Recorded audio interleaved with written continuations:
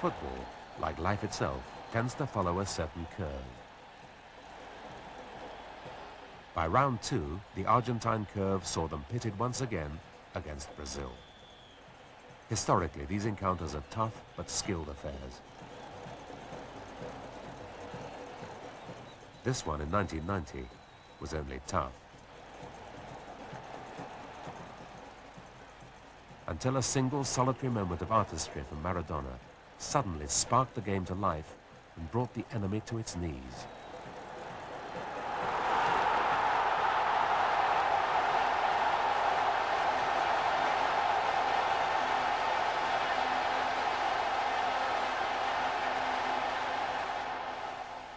Yet in his heart, the Argentine savior must have known it would take more than a single moment of inspiration to steal this world crown.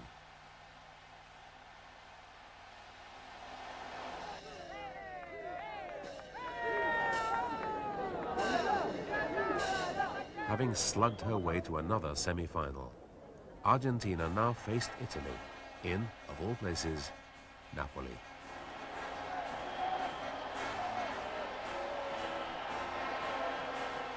The South Americans were by now generally regarded as below par.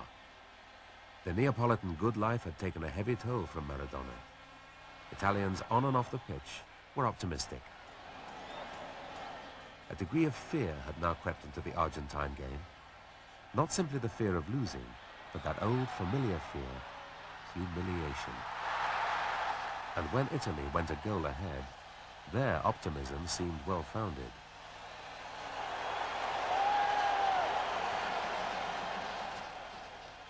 As always, the onus fell upon Maradona to pull the fat out of the fire. Feet as well as tempers started to rise.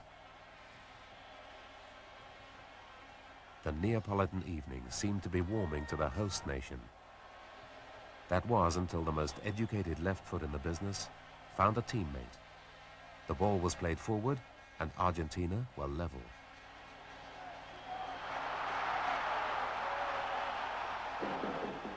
Now sharing a goal apiece, both teams pulled out all the wrong stops.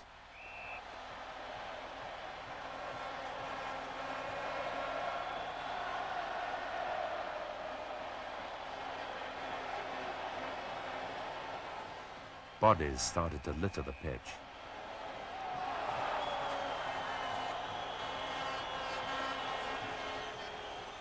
Claims of assault and claims of innocence had to go to arbitration.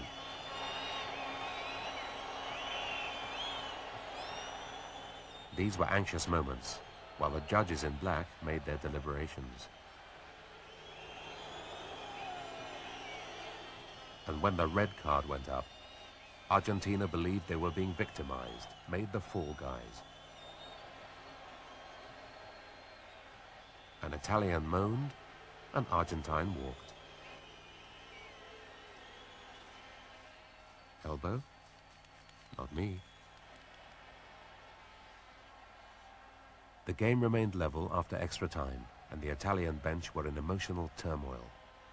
They had failed to penetrate the rugged 10-man Argentine defense. Maradona's men had played for the penalty shootout. Could the Italians hold their nerve? After 3 successful conversions each, an Italian missed.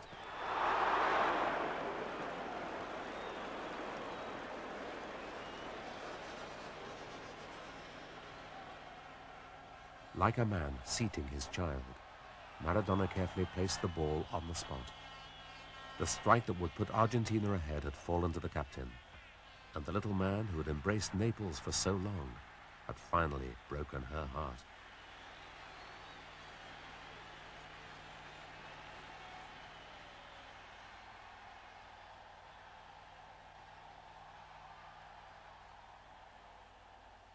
Then, when a second penalty was parried by the Argentine goalkeeper, Italian fans felt as though they'd lost an old friend.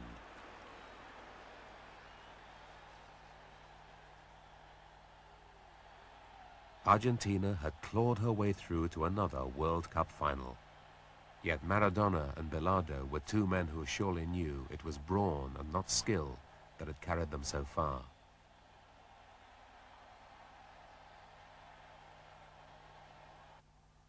The Italian public felt cheated, felt betrayed. Only Germany stood between Argentina and the World Cup. German thoroughness would certainly have their team well prepared for this particular final.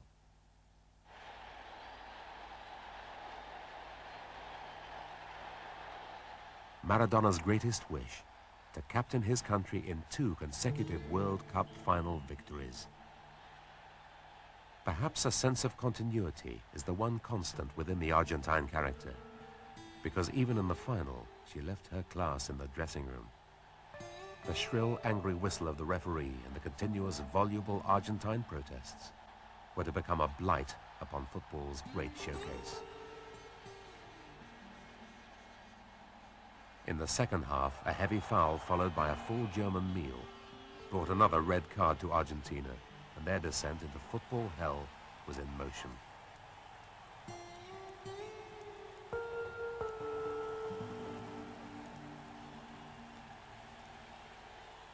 Maradona argued their case with his customary schoolboy innocence.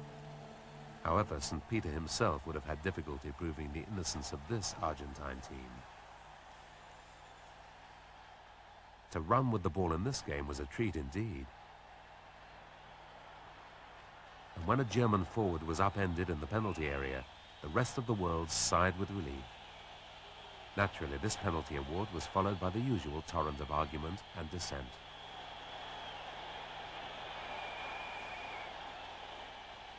Yet Maradona seemed strangely subdued. His team were plainly trying to avoid defeat in open play at all costs, trusting their luck to another penalty shootout.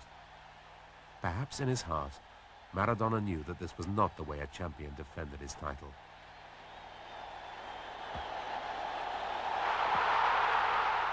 It was probably fitting that a German penalty should prove the deciding factor within the tedium of the 1990 World Cup final.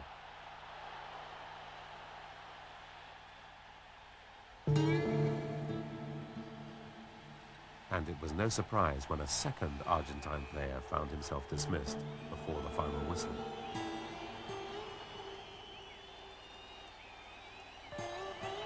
The only surprise was that Maradona had the energy and the will to argue the toss. But he did, and received a yellow card for his trouble.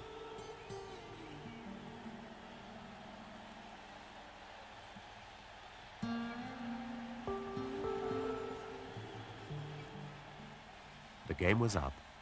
Argentina had lost, and lost without honor.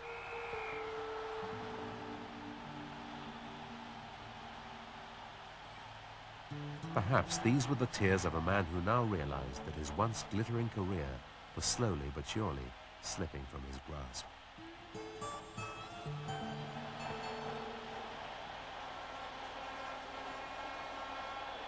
In March 1991, Italian drug testing had found traces of cocaine in Maradona's urine sample. By April 1991, prior to the announcement of his punishment by the Italian football authorities, Maradona arrived at his parents' house in Buenos Aires. He would offer no comment. Instead, his agent faced the press, stating that Maradona had no intention of returning to Europe. He also said that Maradona had decided to quit soccer for a while. Later, he would look at the national team or other alternatives.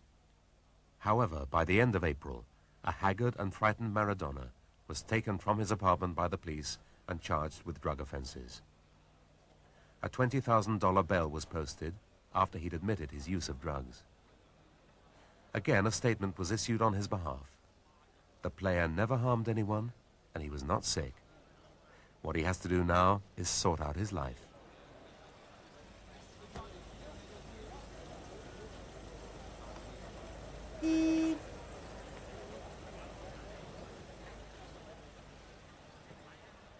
FIFA had awarded the 1994 World Cup finals to the USA, and Maradona was clear to play. The Americans were adamant that all the star names who could perform should perform. Argentina had qualified once again, and a name didn't come any starrier than Diego Maradona.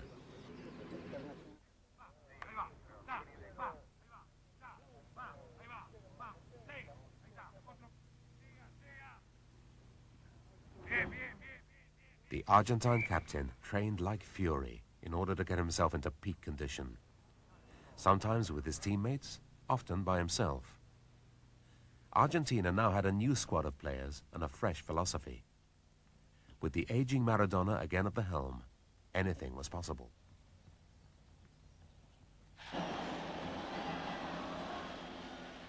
And so it proved against Greece, when the left foot of this veteran of battles past connected with all his old power and accuracy.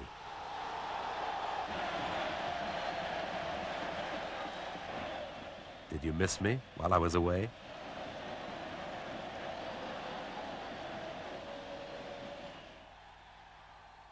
But in his next match against Nigeria, Maradona was beginning to display the signs of stress.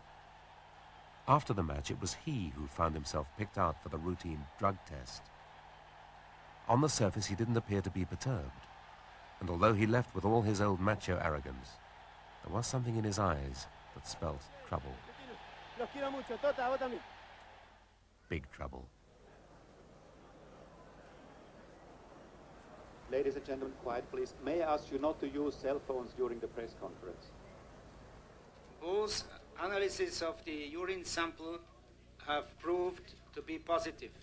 The one question that remains unanswered to this day is why, if he was an habitual drug and stimulant abuser, did Maradona agree to participate in the USA World Cup finals when he knew there was every likelihood that he'd be singled out for testing? From the innocence of childhood to the maturity of manhood, Diego Maradona was the symbol of Argentine optimism. A heavy burden indeed. His disappointment was their tragedy. His celebration was their glory. Maradona was feted and adored by the Argentine public. He never once ignored this responsibility.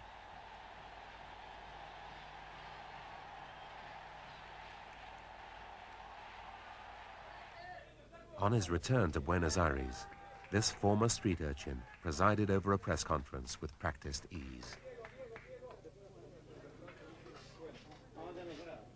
Only he was to blame. He'd hoped to end his career with a World Cup triumph.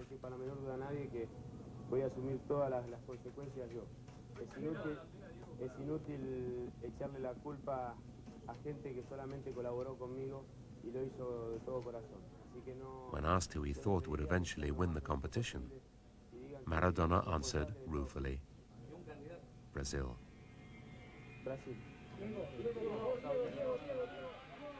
Then he walked away.